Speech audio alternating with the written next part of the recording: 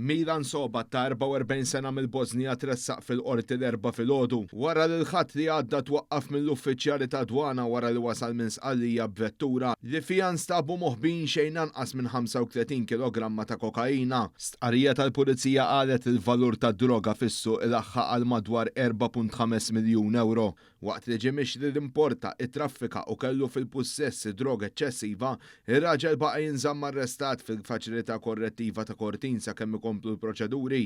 Ir-reat ġie żvelat wara li uffiċjali ta' dwana ġihom suspett fir-raġel u waqfuh appena niżel mill-katamaran.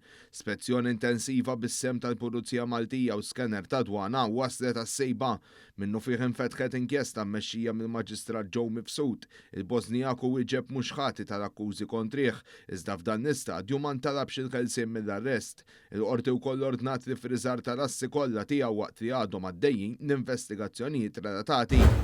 Wayne Vella ta' 44 sena minn Marsa Scala ġie kkundannat sentejn ħabs u multa ta' 7,000 euro wara li nstab ħatir iffastidja lill-eks sieħba tiegħu u keser diversi ordnijiet tal-qorti.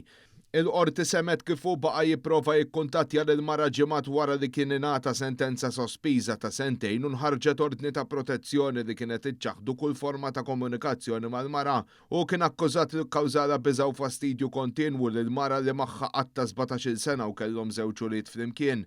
Il-Maġistrat Tanja Sabmuti preżediet il-każ enfasizzat li l-ordnijiet tal-qorti għandhom jiġu osservati b'mod strettu li din l-imġiba ma setax tiġi tollerata. Għalkemm ġie liberat minn akkużi relatati ma' theddid dirett, Vella nstab ħati ta' fastidju, ksur ta' ordni u ta' protezzjoni, ksur ta' sentenza sospiża u reċidività.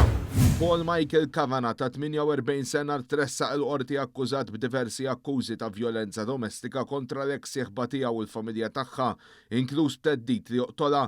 L-akkużi wkoll jinkludu ksur tal-kundizzjonijiet tal-libertà proviżorja fuq każ separat. Fil-qorti l-prosekuzzjoni qalet li l-allegata vittma kienet għamlet rapport mat-taqsima tal-vjolenza domestika fl-10 ta' Ġunju fejn irrakkontat serje ta' abbużi mill-akkużat mifruxin fuq numru ta' snin. Fost affarijiet oħra ngħad kif riċentament fil-25 ta' Mejju li għadda l-akkużat talab ssib il-flus biex jixtru droga bil-konsegwenza li ħarġet tittallab fi triq peress li kellha biża' kbira minnu. Waqt li kienet qed issegwi programm ta' riabilitazzjoni mid-droga, allegatament ukoll segwa l-passi tagħha u akkuża li kienet qed tikdeb u spiċċa keċċija mid-dar. Jidher li dan kollu wassal biex fil-bidu ta' dan ix-xahar Kavanagh għeddet l-eks sieħba li kien se jiksri l-kustidji kollha jitfaħħa mit-tieqa l-isfel u jħalliha b'diżabilità permanenti.